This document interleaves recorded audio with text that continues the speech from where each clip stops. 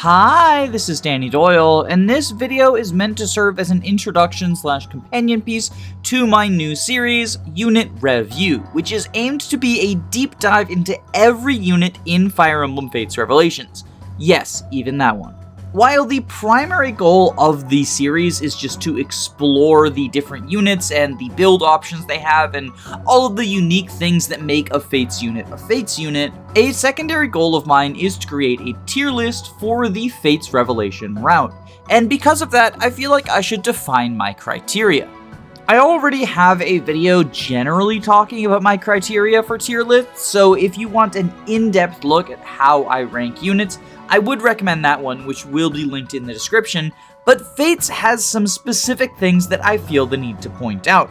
The first is that while I know many people enjoy the Gay Fates patch, since it adds extra supports for cornsexuals as well as homosexual romances and cross-generational friendships, personally, I prefer playing with the unmodified support system.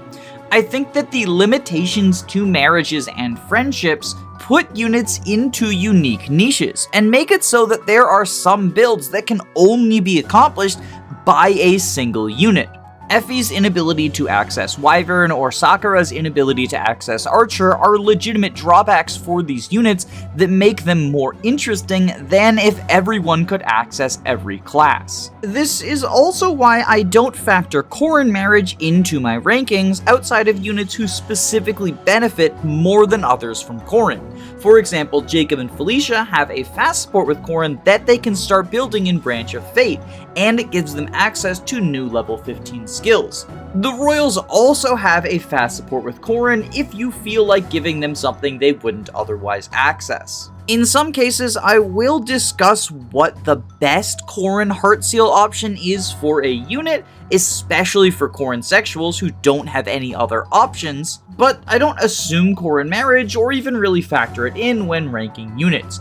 It's just such a valuable one-of-a-kind resource that you have to make a strong case for it for me to factor it in rankings. The same is true for children when it comes to particularly desirable parents.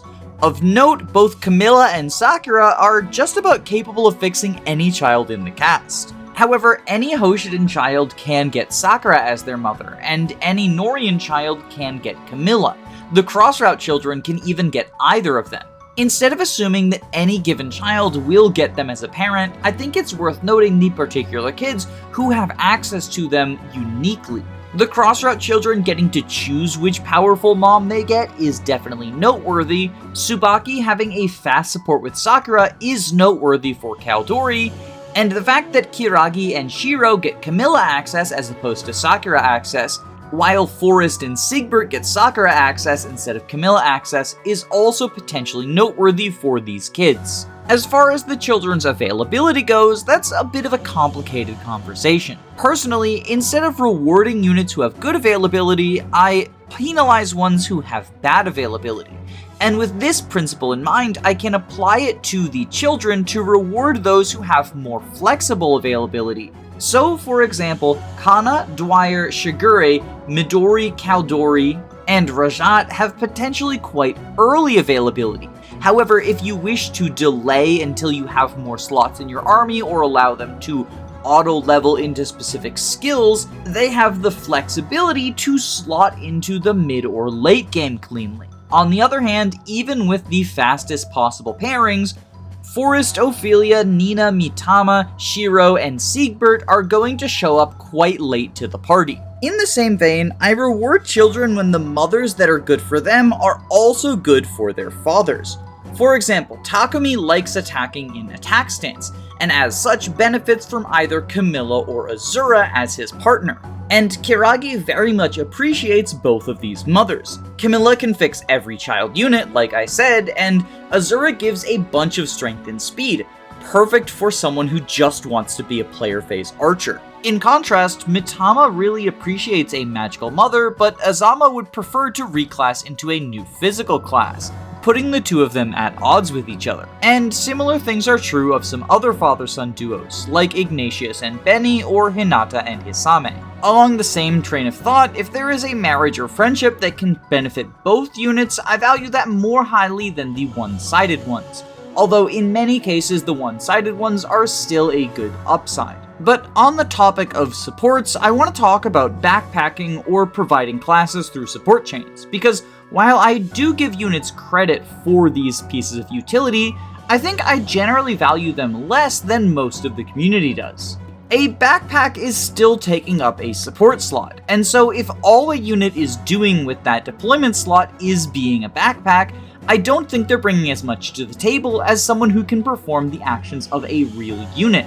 And as a result of that, my favorite type of units are the ones who can be particularly strong backpacks while also switching to the front and doing good combat if it's called for. A primary example of this is Rinka in Birthright or Keaton in Conquest, since both of them give highly desirable bonuses but also have really good combat. On the other hand, units like Charlotte and Benny, whose primary selling points are their ability to be strong backpacks, I value much less. The majority of the stats that you get from backpacking come from the class itself, with only a total of 5 coming from the support rank at S. As a result of that, a pure backpack job is often quite replicable, especially when factoring in other sources of stat boosting like tonics, rallies, and meals. Speaking of meals, one thing that I do not give credit or penalize units for is their abilities in the mess hall. For those who are not aware, the units in Fates have a ordered ranking of who's good and bad cooks. For example, Jacob is one of the best cooks in the cast, while Felicia is one of the worst. Personally, I consider the actions that these units do off of the battlefield during in my castle portions not to be something that I would judge them for in the tier list. I see this as distinctly different from non-combat benefits on the battlefield, such as being a backpack or a staff bot or rally bot. In the same vein, I do not give males Azura or Corrin credit for creating children. Instead, I penalize the Corrin sexuals for making paralog routing more difficult. You see, I think routing for child paralogs is an often overlooked way to make Fire Emblem Fates, and especially the Revelation route, easier than it usually is. With proper pairings, paralogs can provide you with some very powerful units in the form of super children for the mid and late game. But even if you're not doing ideal pairings, just getting access to the paralog can allow you to jump the EXP curve, and is one of the easiest ways to access level 15 promoted skills, especially when it comes to the cross-route paralogs. Kaze, Corrin, Jacob, Azura, and Silas all are available on all 3 routes, and their paralogs have much stronger enemies than the exclusive ones to Conquest or Birthright. As a result of this, you gain more experience because you are fighting higher level foes, and so if you want to get high level skills, these paralogs are a great way of doing so. This is also true to a lesser degree for some of the Hoshiden paralogs, and the Nohrian paralogs tend to have lower leveled foes, although they are typically the hardest because they use Conquest AI, as well as having unique skills which the rest of the game lacks. Therefore, in this essay, I will explain why Hisame is secretly a Conquest unit. Jokes aside, most of the Corrin sexuals are strong enough that they still rank highly in my eyes, despite making paralog routing difficult, especially since there's often an odd number of slots, so you can fit a Corrin sexual alongside all of your pairings.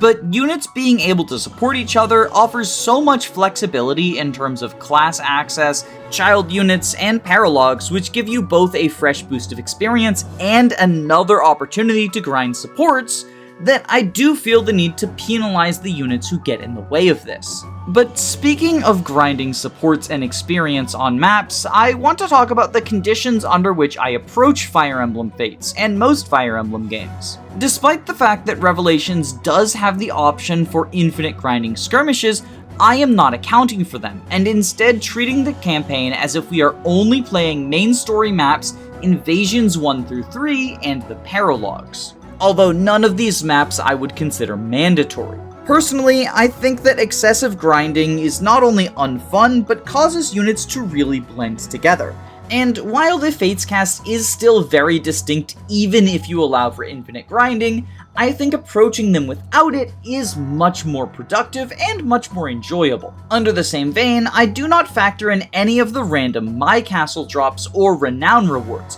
which includes the E-rank Reaver weapons, so if someone reclasses and is stuck in E-rank Hell, they are using bronze and brass weapons. I know that Voltive Candle Midori is incredibly funny in PvP, but it's just not something that I'm going to factor in because it comes from a random drop. This also means that I'm not going to factor in birthday abuse or My Quarters abuse, so Corrin has to build supports just like everyone else. The only My Castle activities that I factor in are cooking meals and forging weapons, since these are relatively free of RNG. And on that note, I assume that the player has infinite access to all ores and meal ingredients. The reason for this is the game was designed with the 3DS servers for you to get these ores and ingredients from other people using Spot Pass. And now that the servers are dead, in order to simulate the resources that the developers expected you to get, hacking in infinite resources is typically considered the norm. I think it's completely valid to play without infinite resources, but personally, I am going to assume that you have enough ores and meals for what you want to do. The main limiting factor of forges is gold, after all, since they get exponentially more expensive since you need more of the same weapon. An iron +1 is only 2 iron swords, but +2 is 4 iron swords, and +3 is an extremely excessive 8. The last thing that I want to touch upon in my rankings is DLC.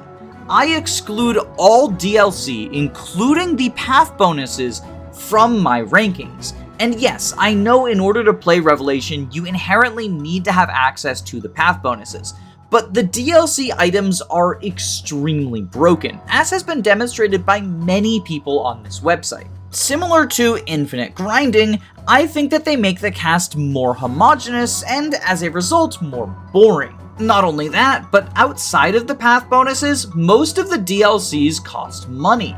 And as a result of that, not everyone who plays Revelation is going to have access to Anna on the Run or the Sighting Lens. The amiibo characters are in the same vein. And so I won't be assuming you have access to Chrom and Anna during Chapter 7 of the campaign. Instead, you only have the characters you would normally have by playing through. I might do a bonus episode talking about Anna because she is a pretty neat character, but for the purposes of the early archers Takumi and Mozu, I am going to be assuming they are not competing with the outlaw Anna. And in that same vein, I think that all of the named characters outclass the capturable generics you can get. Rev generic enemies can only be captured up until Chapter 17 anyway, but the early game enemies don't offer much unique. The promoted enemies will have higher stats than a lot of your units, but they lack any unique skills or class access, and their inability to benefit from supports holds them back in a similar way to Corrin Sexuals, only in my opinion to a much greater degree. I will talk about capturable units in Orochi and Niles' videos, but I'm not going to penalize Saizo for the fact that his base stats are lower than the master ninjas in the map he joins in, especially since Orochi isn't even dealing damage to those units, so good luck capturing them. I think that's just about everything I have to say about my criteria for Rev. If there's anything that I missed or overlooked, feel free to ask me about it in the comments, but otherwise, I look forward to hearing your responses to my various character breakdowns. At the time of this posting, Corrin went up a week ago, and tomorrow a video about Jacob, Felicia, and Gunter will be going up, so make sure you're subscribed so you don't miss it. Other than that, I hope you have a wonderful day. Stay safe, gamers.